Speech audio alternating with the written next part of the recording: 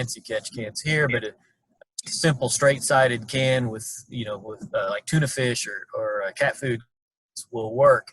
And you have to distribute those through the area, and you have to run the irrigation system to determine how much water is being captured in those catch cans. And so in this case, this is a 100% non-uniformity issue here as well. I put these in here just kind of for some comparison. You'll see this type of slide throughout here this afternoon. You know, Bahia grass, Bermuda grass, centipede, St. Augustine, and zoysia, and kind of how do they compare?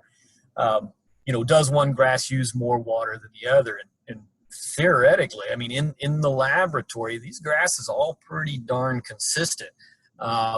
When you quantify how much irrigation do they actually need, there's not really a hill of beans difference between them in the lab. You take them out into the real world, and we know Bahia grass is pretty dang drought tolerant. That's why it survives and persists up and down our highways and interstates. And so, and it's more of how do these grasses respond when drought comes along. And so you look over at something like zoysia grass, and it says there, you know, it's excellent, and that is a very factual statement. What happens though is the way that plant responds to drought is it says, man, it's getting dry, I'm going to enter some state of dormancy, and then it tends to brown out, and it's still alive. It's just going into this kind of drought-driven dormancy or semi-dormancy. Once water comes back into the scenario or into the scene, it'll pop back. And so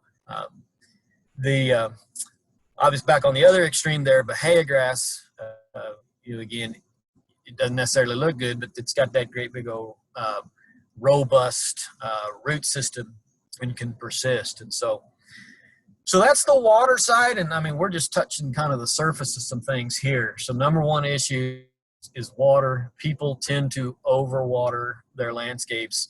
And in my experience, people tend to try to irrigate to the driest spot of the lawn. You know, that if that sprinkler doesn't hit it when you do a uniformity test, if that area is non-uniform, running it longer will not make it get wetter without, you know, drowning out those other areas. And so irrigation system uniformity is critical. And the only way that can be done is by doing catch can tests. If you go look at an irrigation controller, or if you ask a person, you know, their irrigation controller, they'll tell you, you know, the front yard zones are running, you know, 47 minutes or 50 minutes or you know, and the spray heads are running 15. And every single zone in that irrigation controller is going to be different unless they had an unbelievable irrigation designer that put the exact same number of part circles and full circles, the exact same number of heads per zone, and the exact same area being treated per zone. Otherwise, they're going to be different. And so we set back to that catch can as well. How long does it take to get a ½ inch in those catch cans on average? That then becomes the number that we set the controller. Because again, and we want to irrigate about twice a week at a ½ inch in those dry seasons, assuming there's no rainfall hitting the ground. And so how long does it take to get a ½ inch? This zone may take 47 minutes. That zone may take 63 minutes, but those zones will be different. So that's the water side of things. Water, light. Let's talk about light. In generally, it's more of the absence of light, and that is shade. And so we look across our grasses, and we see some pretty big differences in relative shade tolerance among our grasses. Now, shade is kind of a goofy thing. So it's restricting the light that's coming in from the top, but anytime we're dealing with, say, tree canopy shade, we're also dealing with root issues and competition there.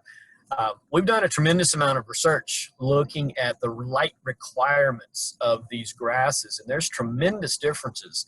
And so we look at something like Bermuda grass up here, and this DLI, it's basically a way to quantify, it's a much, much better way of quantifying the light requirements of grass. If you look at a lot of just, you know, general books on landscape, it'll tell you this plant takes 6 hours or that plant takes 8 hours. Those are really pretty nonsensical terms, because light is very different at sun up as it is at, straight up overhead between 10 and 2, versus the evening. And so this method of light requirement is really kind of the way we should be looking at light. How does the plant see light? And it's based off of this DLI. And so you see something like Bermuda grass up here. In our Bermudas, we don't use a lot of it in the landscape because they're not very shade tolerant. They require a lot of light. You see that 21, 20, roughly 20 moles per meter squared per day. And we look down here to our zoysia grasses down here towards the bottom, where we've got the St. Augustine in here. And it takes almost half of the light, the Bermuda grass. And so that's why you see these differences out in the landscape. And so somebody comes in having a difficult time growing light, you start asking those, or growing turf, you ask those questions about shade. And so we know these numbers, and we can quantify them, and we actually can use some little gizmos that kind of look like a little turkey thermometer. And we stick them out in the landscape, and it'll tell us what our DLI value is. Might be a good idea for master gardeners to purchase a few of those. They come in packs of 3. They're like $55 a pop. You put one in full sun, one in the shade environment, one about halfway in between, and it'll help you quantify what is that light at that site in a much more precise manner than saying 6 hours or 8 hours or 5 hours as well. So we talked about water, we talked about light. We're not going to talk about temperature, because that is, generally speaking, our issues are on temperature.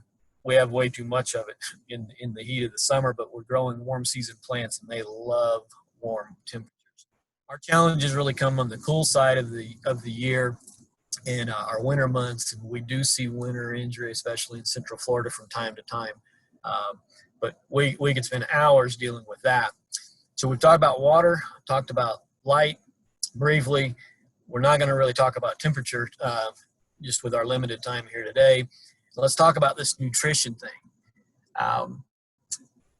There's a lot of concern out there about fertilizing the landscape and the implications of fertilizing the landscape. And so I want to show you kind of how these numbers are derived. So obviously you're in Central Florida, and depending on which grass you're growing, you see a range of nutrition that is there. And what's gone, and what I hear oftentimes is people saying, well, the turf requires this amount of fertilizer. It requires too much fertilizer. That is not it. What it requires is nutrition, just like you and me. I mean, we have to eat to survive, and we eat, and then we get nutrients that then nourish our body. And plants are the same way. They have to have nutrients. There's 17 essential elements, depending on who you talk to. And those elements generally, plant doesn't really care whether they're coming from fertilizer or whether they're mineralizing from organic matter that's in your soil, or whether a little bit of nitrogen falls from the sky when it rains. That plant has no ability to determine whether it's organic fertilizer or inorganic fertilizer. Those are things that we have kind of put out there as saying one is better than the other. That plant doesn't see green fertilizer. It doesn't see white fertilizer. It doesn't see fertilizer that smells like a cow. It doesn't see it. From the nitrogen standpoint, that plant sees ammonium, and that plant sees nitrate, and that's it. And so when you put fertilizer out there, or there's organic matter in your soil that is mineralizing and releasing nitrogen, that's what that plant will assimilate. If your soils are rich and robust, or as that landscape ages, and there's a lot of organic matter or thatch that is built up over time, there's plenty of situations there where fertilizer to provide those nutrients may not be needed. And so our challenge is, trying to, make a recommendation that, kind of a one size fits all. This approach here really is kind of a 3 sizes fits some. And so we have North Florida, Central Florida, South Florida, and then you see the various grasses that we grow, and then you see a range there that is in place. And that range of nutrition is and these are IFA's recommendations based off of a lot of science, actually.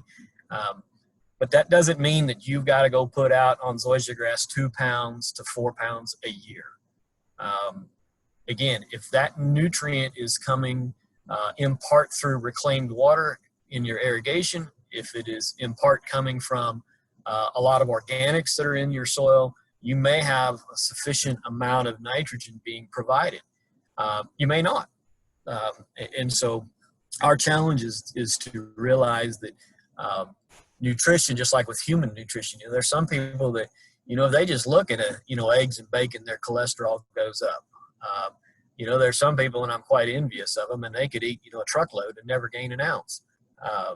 And then there's some people that, eat only carrots and veggies and are quite large. And so nutrition is very complex.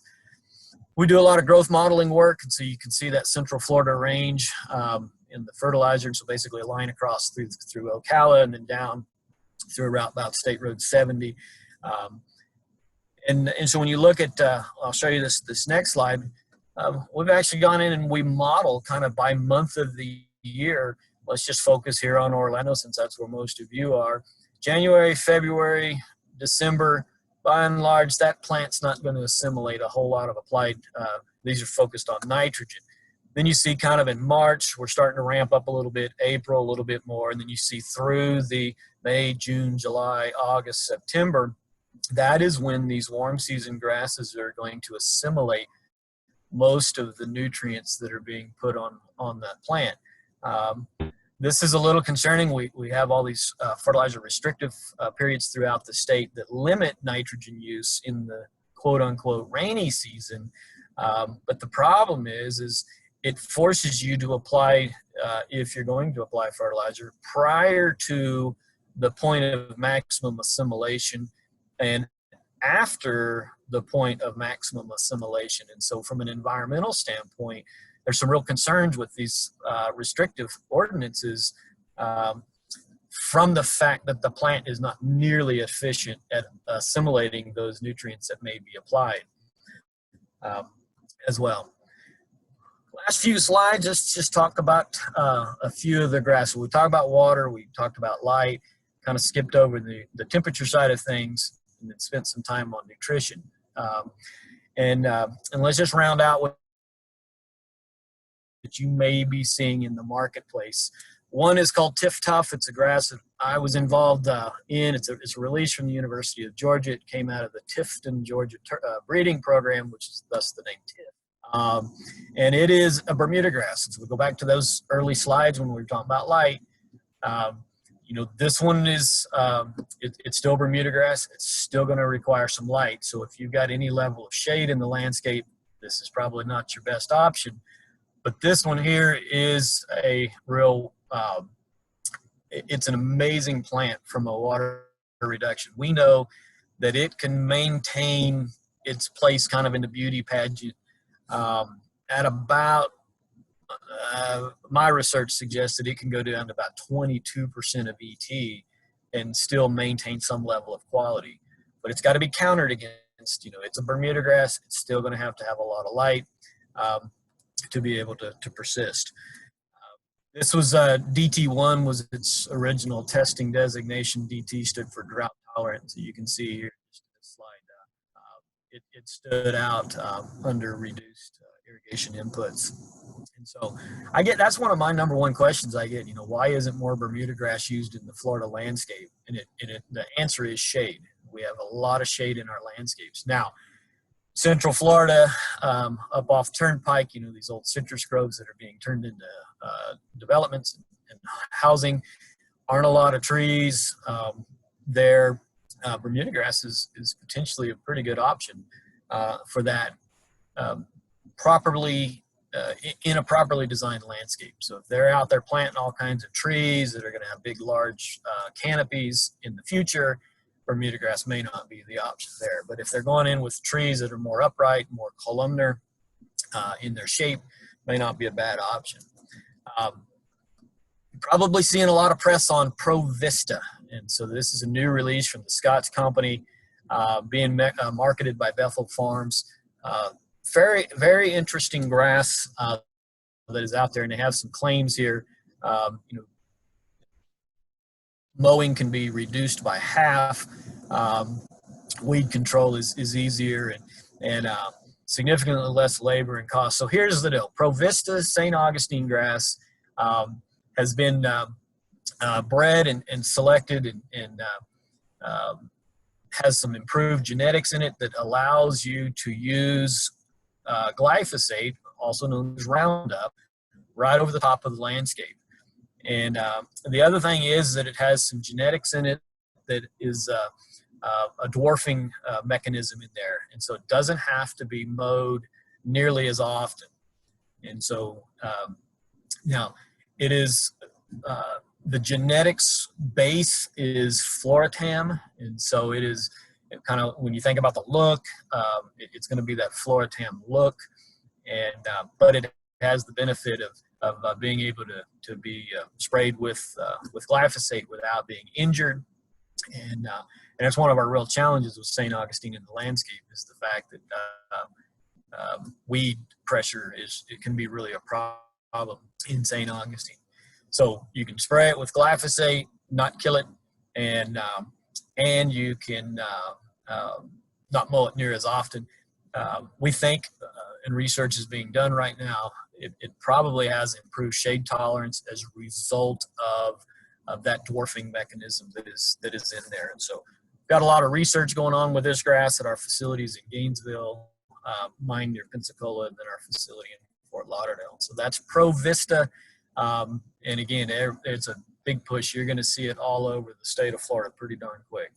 And then a new one from the University of Florida. This one's called Citra Blue. You maybe have seen some press on it coming out. Citra Blue is an amazingly weird grass. It is green, but as the name implies, it is blue. And so you can see here, this is actually Dr. Kevin Kenworthy, my colleague, and our UF turf breeder, is actually his house. And you can see where he's placed some strips of Citra Blue in his Floratam St. Augustine grass. That blue coloration is remarkable.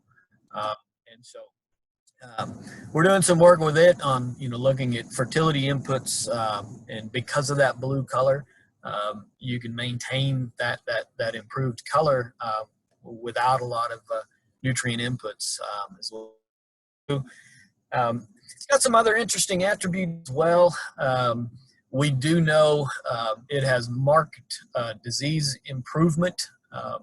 It is less susceptible to diseases. Let's see.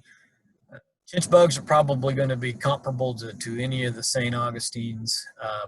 We do know, I thought I had a slide, but obviously I don't, it is rather drought tolerant as well.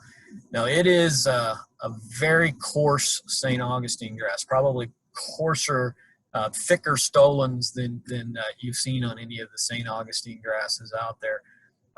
And that thickness and those big stolons, just kind of think about a stolon, that's a storage structure, and so it has the ability to store up a lot of energy in that plant as well. So we're at that 30-minute mark, kind of just touching some things, kind of recap: water, light, temperature, nutrition. So anytime a client comes into the office or the phone rings, focus on water, light, temperature, and nutrition. And how are those, too much, too little, wrong time, wrong place, those kinds of things. Start there in answering these questions, because we could look at almost every disease, actual pathogen. We could look at many of our insects. We could look at a lot of weed invasion problems, and they generally are tied back to improper management, and really at the water, light, temperature, and nutrition level. And so with that, are there any, follow us on Facebook and on Twitter, and I think you probably are ready for some Q&A.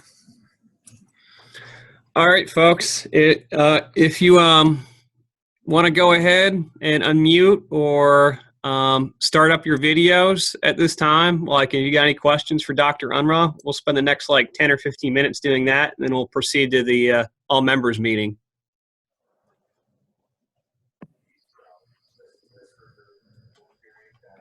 Let me off that easy.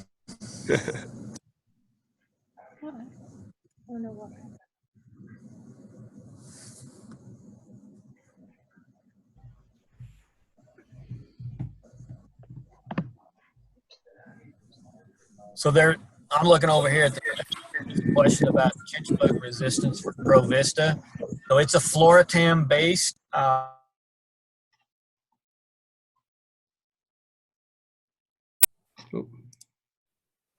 As Floratam.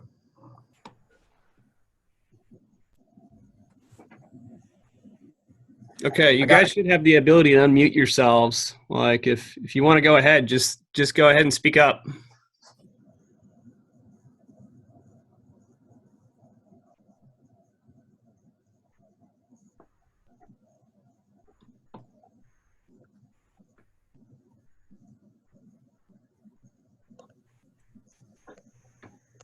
Is Provista available in the big box store already? So the question is, Provista available in the big box stores? It is not. There is a grower network, and it probably won't be in the big box stores, even though Bethel Farms is the major supplier into the big box stores. But if you Google Provista, there's a website, or Google BethelFarms.com. There's a grower network all over the state of Florida, and they will bring it straight from the farm to your property and avoid going through the box store.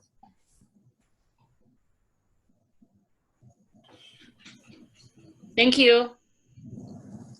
Yes, question about Provista. If you use Provista and you can use Roundup in it, will it kill other grasses? Absolutely. Exactly. Absolutely. Yes. So glyphosate is a non-selective herbicide. And that's been one of our challenges with St. Augustine grass is if you get crabgrass, for example, in St. Augustine, we're blessed in Florida that we have 5 different crabgrass species. And south of I-4, so right in your backyard, those crabgrass species really act as perennials, not annuals. And so, yes, it will control all the weeds that Roundup would kill it otherwise. I've got Bermuda grass in my St. Augustine, so would it take care of the Bermuda grass?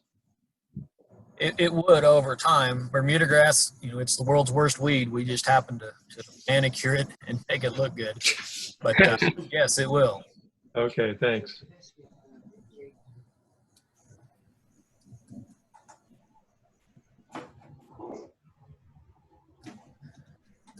Same question for Citra Blue. Where can it be purchased? So Citra Blue similarly has a grower network. Now, there's not near the acreage of Citra Blue. These are all vegetatively propagated. In other words, from sod or from plugs. So, we release the grass, and it takes a while for the farms to ramp up production. But if you go on the internet and look up sodsolutions.com, that is the marketing group that is handling the marketing of Citra Blue. So sodsolutions.com. And then there's a locator in there, and so you can put in, I think, your zip code, and it'll tell you where you can find it. Hi, what does it mean when a lawn company says that it wants to treat your lawn every 2 months or so? Is that for pests, or what is that? Good question. So every company is going to, it really kind of comes down to what are they going to specify in their contract. Generally speaking, they're going to make their rounds about every 60 days. Chances are, again, and this just depends on, there's lots of companies and lots of different contracts, but a lot of them are, they're going to provide fertility and pest control on a routine basis. And so I've encouraged companies to get away from that type of approach, but it's very difficult.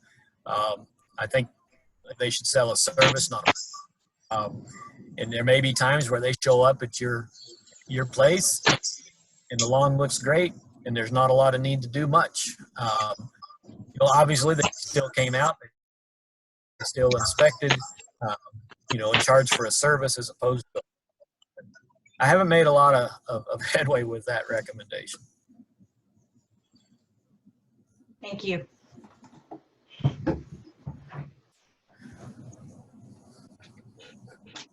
We kind of skipped over the zoysia. Zoysia, obviously, is in Central Florida, has really made an impact. Empire zoysia is probably the number one variety in the marketplace. We're pretty excited at the University of Florida. We've got 3 or so new releases that will be coming down the line that were bred for, selected for, and adapted here in Florida. We also have some improved Bahia grasses that we're really excited about. So if you're from up north and you remember the tall fescue look, some of these Bahias kind of have that more of that tall fescue look. They're not, and they don't produce the seed heads. We've bred and selected them so that they're much finer textured, and by and large they don't produce seed heads. And so we're really excited about those. We've got a lot of research going into those, but they'll be a while before they're in the marketplace.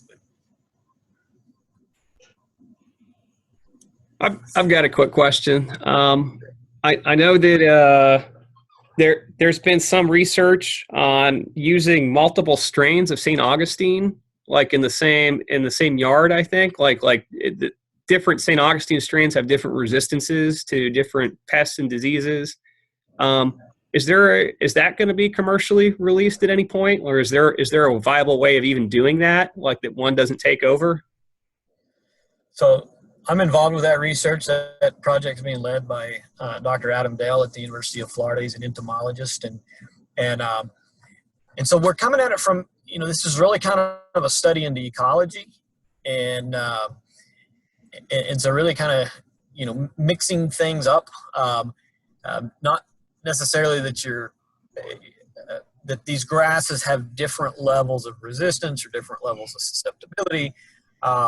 They may, but just the fact that they're different messes with biology, and so we're primarily focused at looking at the chinch bug and whether or not these.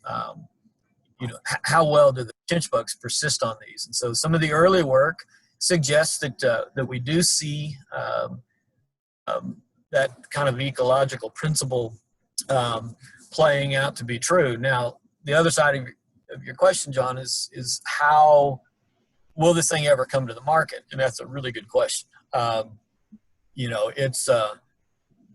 It's easy to do in the research field. It's very, very difficult to do, in a production standpoint, because these grasses grow very differently. They even kind of look different. Now, once you have them all integrated, they look really good. What we need is kind of longer term implications. After 10 years, what's going to happen? Because typically, nature, it's a survival of the fittest kind of thing, and so what that may have started out with a mixture of 4 or 5 or 6 different selections. 10 years from now, maybe only 2, just because the weaker ones tend to fall out, which isn't necessarily a bad thing. It's just is, kind of a longer term prospect. Cool. Thank you very much. Is there anyone else? I think we got time for another question or two. I got one, John. Can you hear me? Yeah. Can you hear?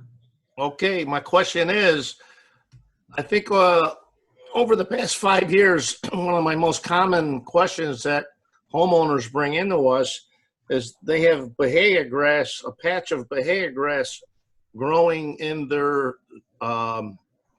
St. Augustine grass. What do I do? My comments are, depending on how big the patch is, you could either dig it out and put St. Augustine grass in, what's your opinion of what type of resolution to use?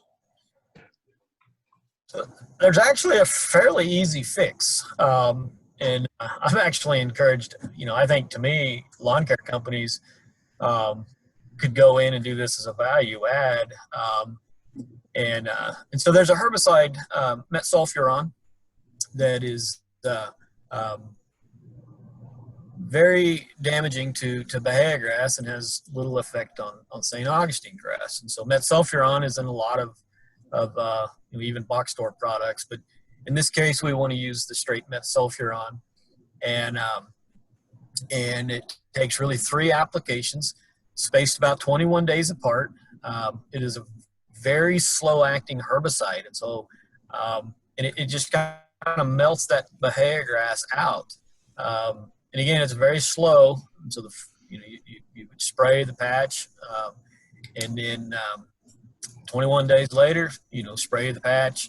21 days later, spray the patch, and it'll eradicate itself. And so, but it's called metsulfuron, and there's a number of products out there with that active ingredient. But it's the amount of product is very, very, very small. It's minute, and it'd be a little concerning, in a homeowner sense. They need to make sure they know how to really calibrate. So, thank you, Dr. Unruh. This is Ed Thralls. What's the difference between metsulfuron and metsulfuron methyl, which was substituted for atrazine in Scott's southern, what do I want to call it, herbicide and fertilizer? Yeah. It was a bonus S, and they made a big mistake with that. Yeah, so metsulfuron and metsulfuron methyl, same thing.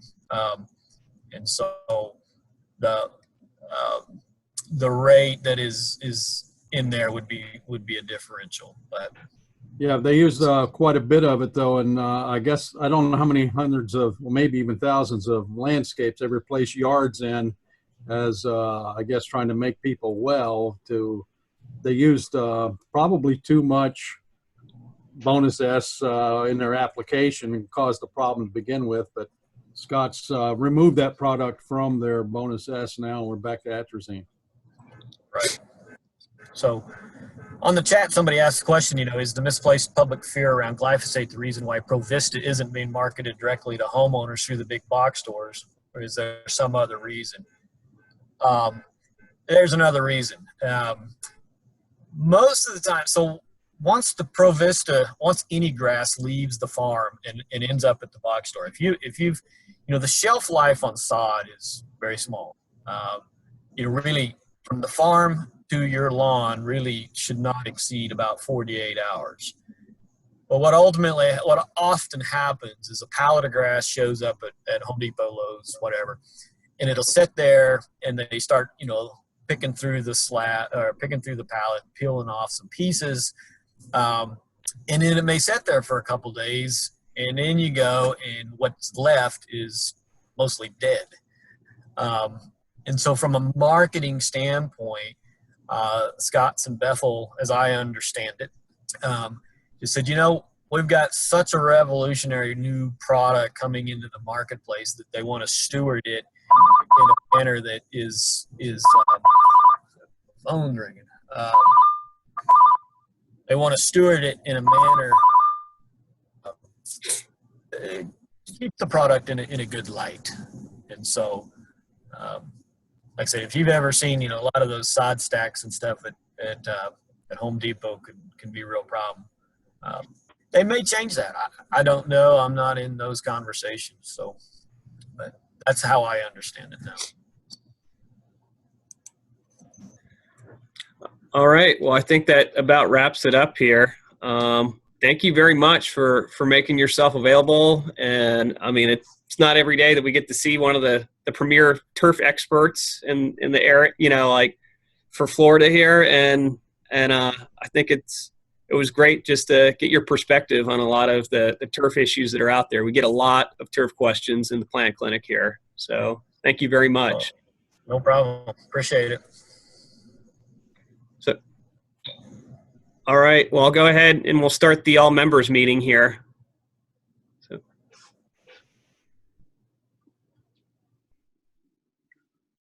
So yeah, if anybody wants to unmute or bring their video back up at this time, like everything is open to do so.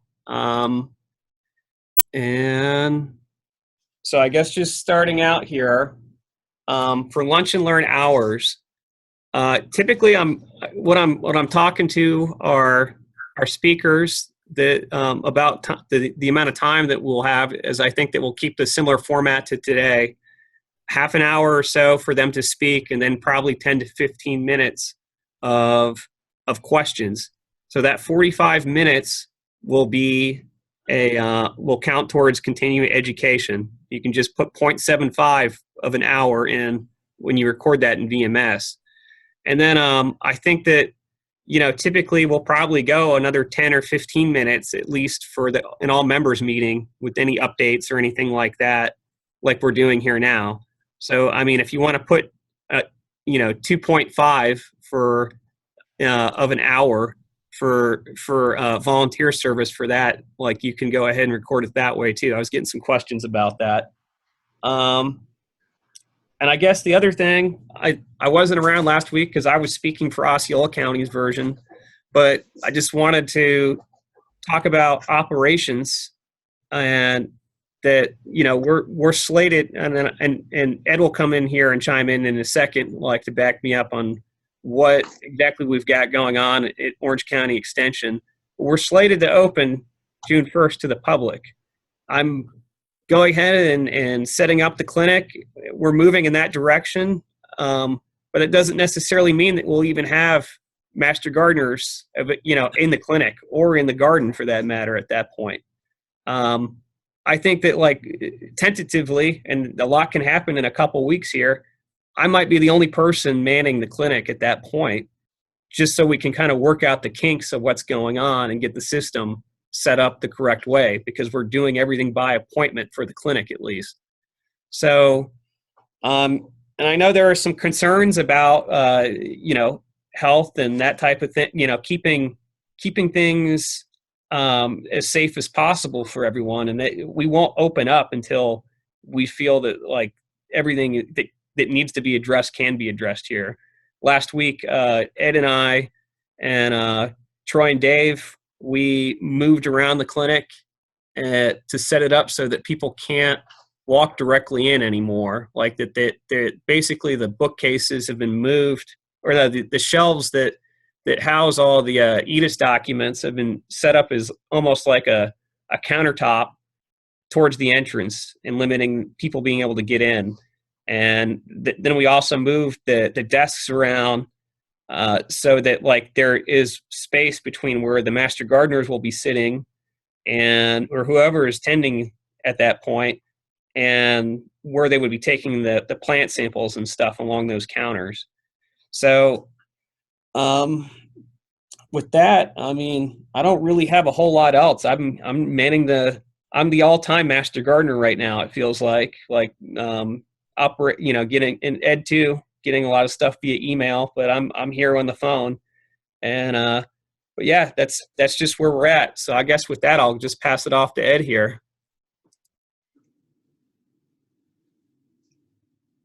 Hope I didn't scare anyone. Just got a live picture.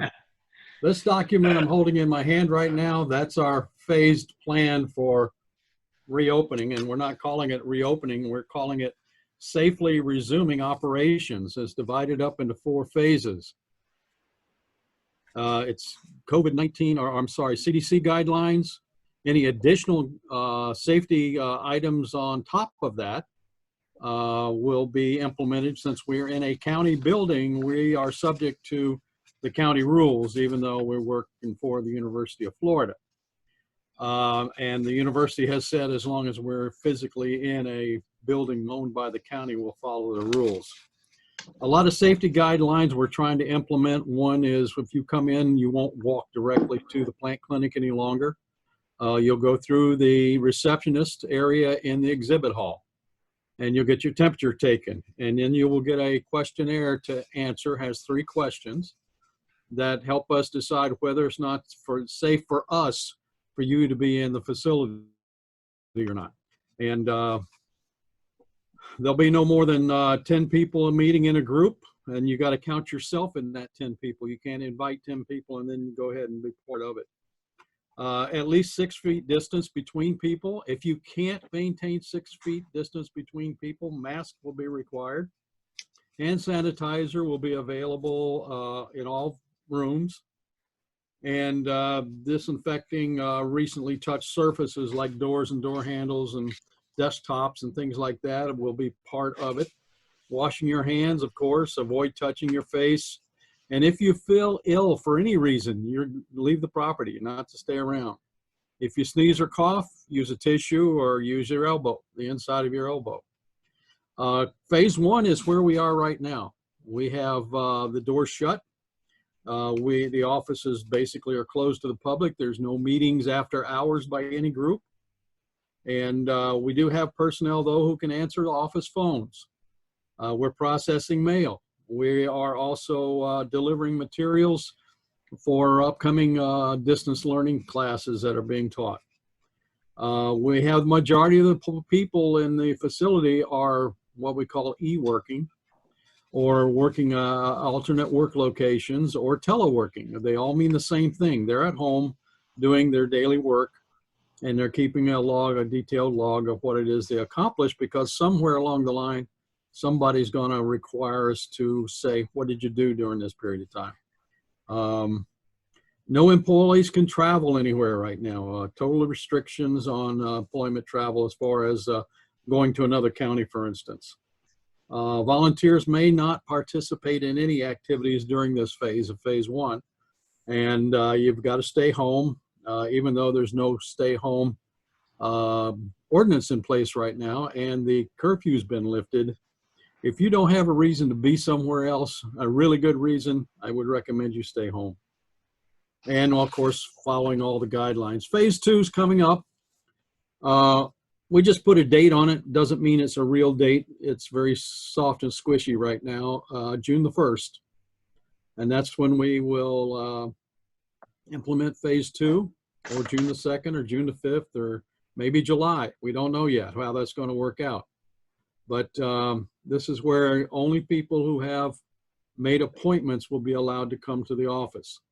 Many of you have seen our workstations over here in the administrative wing. If employees are sitting in their chairs, they are 6 feet from each other. But if they get up from the chair to go get a drink of water, have their lunch, meet their next appointment, they're within 3 feet or so of every employee in here as they walk around. I'm meeting tomorrow morning with facilities to try to come up with a plan for a project to put up some kind of sneeze shields around the workstations, and you're going to really feel like you're inside of a cubicle. But it's for safety reasons. We don't have that in place yet.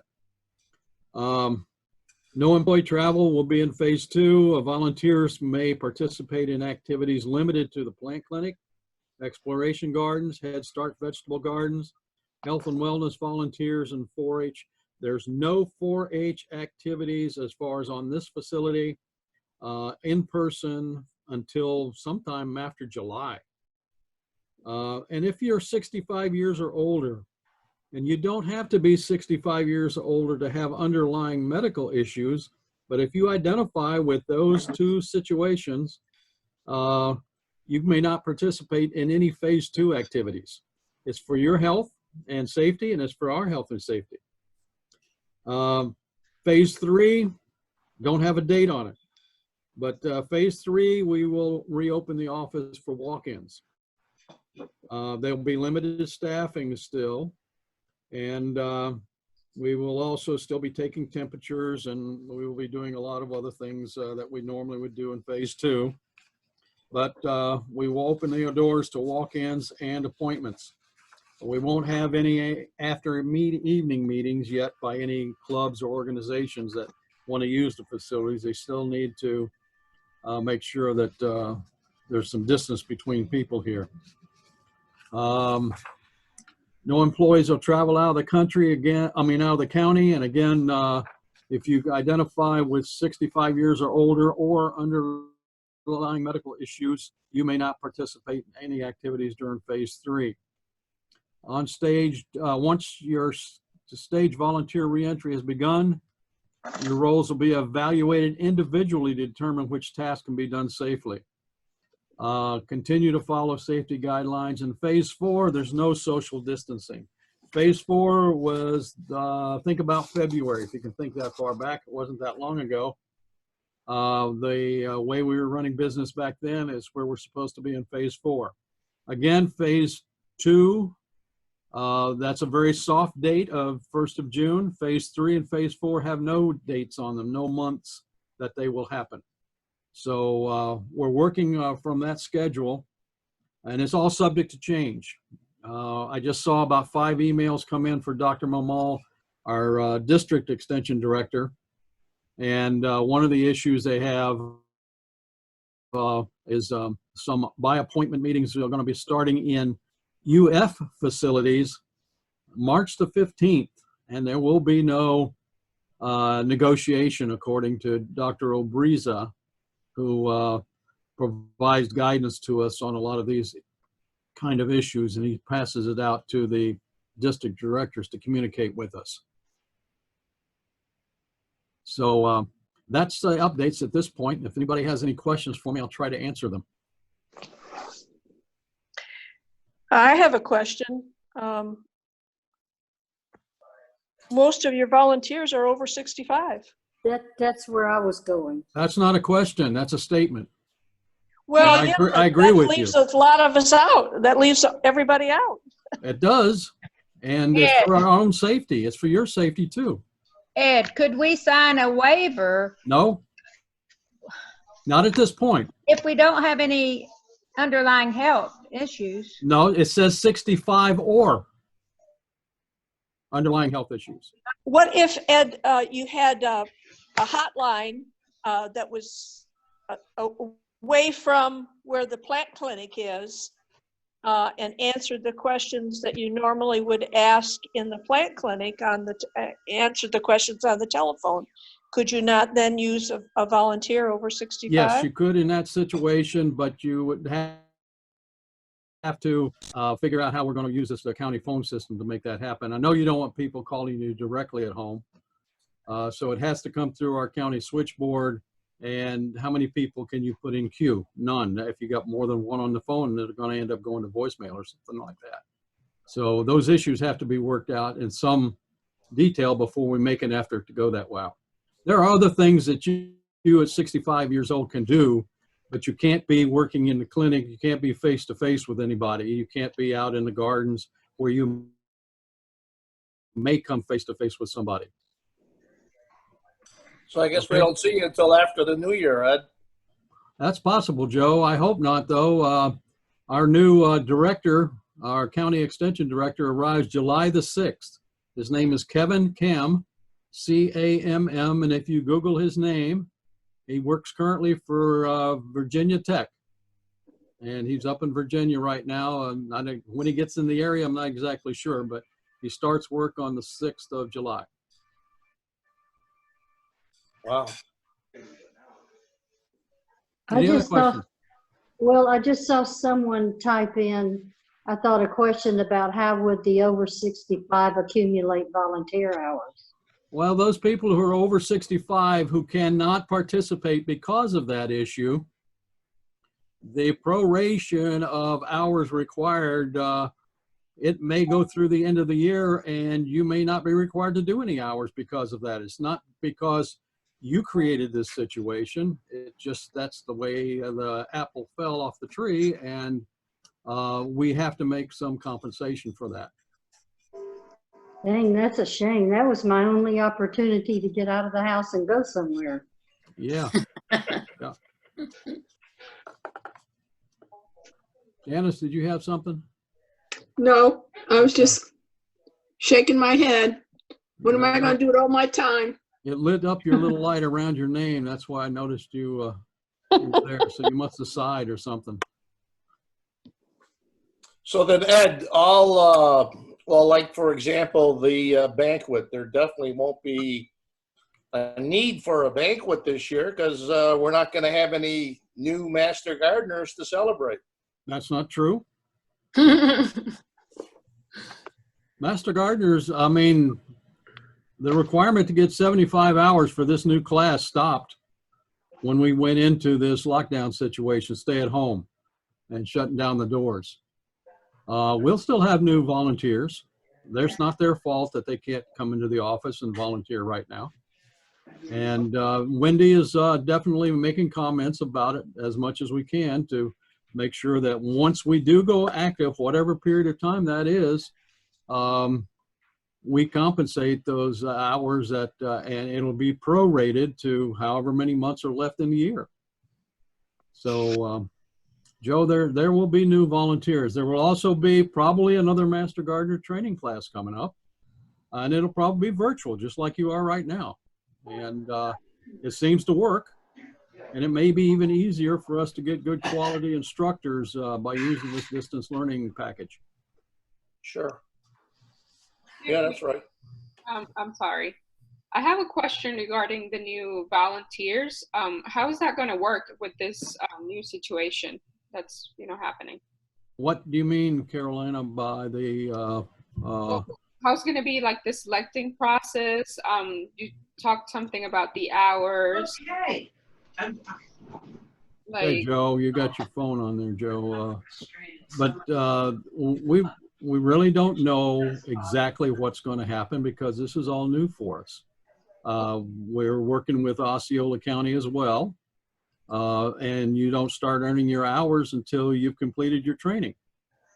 And if we can't complete the training in 13 weeks like we normally do, maybe it's 16 weeks, maybe it's 20 weeks, but it'll be worked out, whatever the issues are. There's always a chance that we're going to have a resurgence of this come wintertime when we have normal flu. Mm-hmm. We may be back in this situation again. I hope not. But we have no vaccine yet, and we really don't have any major demands right here on the office. We don't have people out in the line there waving flags saying, I want to go to the plant clinic. So everybody's being as cooperative as they can. We get a lot of email now. We get a lot of phone calls. As a matter of fact, we had to limit the number of hours that phone calls would come in so some of us could get some work done. So after lunchtime and after this meeting, for instance, any calls that come in will be answered by the receptionist, and people will be asked to call back tomorrow or send an email. And sometimes they get their answer quicker in email than they do on the phone. So it's the best situation to keep connecting to these weekly meetings. So, yes, absolutely. Follow John's lead. He'll give you direction anyway of what's going on with the program, and communicate with him frequently. He doesn't mind. All right. Thank you so much. You're very welcome. I'm not an expert at Zoom, but I do know from my other volunteer work that you can have a Zoom video meeting that you could then have people who called in, you could send them a link to join the meeting. You can spin them off to a private room, and that might be an opportunity for volunteers to be at home, listen and see what the problems are, and maybe answer some questions. It's always possible, Jim. I have one question. This is Chai. I have neighbors that they want to sign up for the 2020 the MV Master Gardener Volunteer Trainee, and how would that happen right now as far as signing up? Are they still? I mean, we still let people sign up to.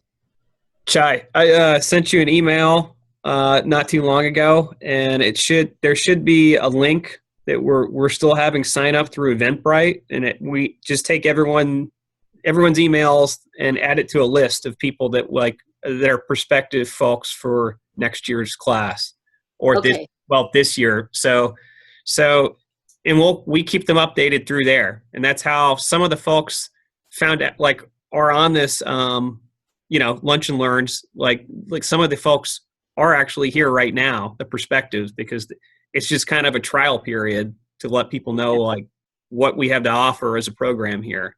So So I'll extend that to whoever, wants a trial of what it is to be master gardener in these strange times. But we will go through the full suite of, what everybody else had to go through once we begin that process. And I'm working mainly with Ava still. I'm still kind of taking cues from her since she's done this, and Janie as well, on how do we want to proceed forward doing this. So right now it's hard to set up a solid timeline for it, but I think that there's a high possibility that we end up doing something online. So, but I don't know when that's going to happen, how that's going to happen. There's a lot of questions still involved there. Okay, thank you. I have a candidate also. Okay, I'll write that. I'll send you an email here, Sue. Okay, thank you. Are there any other questions that I can answer? I hope you might like the answer, but I'm not sure in some cases. Can I lie about my age? I did for years. I should have quit telling the truth. But I have only a couple more months, well, actually 2 months before I turn 65. So can I work 2 months and after that I have to stop? We're not open yet, so you can't work now. Yeah, but you said maybe June, right? But so by Maybe. June I will, but Maybe. by then I will be still not 65, but by July I'll turn 65. So how would that work? If you meet the requirements for safety under the directions from CDC, you can work as a master gardener until you don't meet those requirements. Okay. Thank you. 65 is too young, but they didn't ask me. Okay, there's not any questions. The next 15 seconds or so, I'm gonna go ahead and end the meeting here. But thank you all for being here. I'm glad you guys got to see this edition of Lunch and Learn. Next week, the folks that will be on are Dr. Selena Gomez, and I think potentially Dr. Fisher. They deal with plant production, but specifically they'll be talking about hydroponics and vegetables, I think. So. Okay, thank you, Ed. You're welcome. There's a question about time. It would be 0.75 for continuing education. And I guess we did go almost for half an hour this time for the meeting. So go ahead and count it as 0.5 if you made it through here. All righty. Well, everybody take care, and I'll see you all next week. Okay, thank you. Okay, thank All you. right, John, take care. Goodbye. Thank you.